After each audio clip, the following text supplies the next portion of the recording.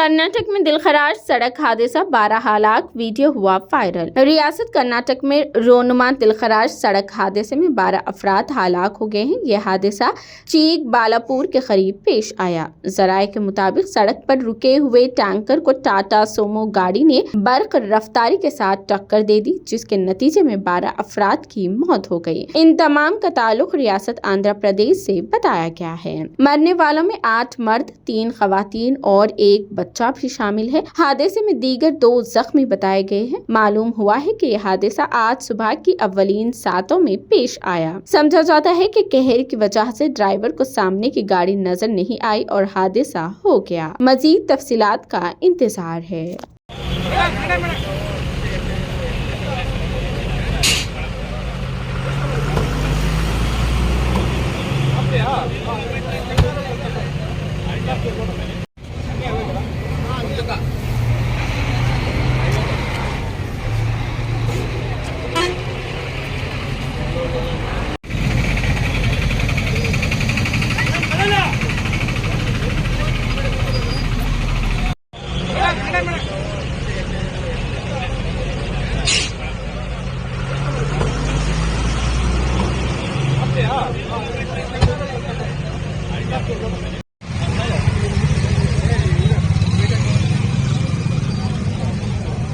लोगो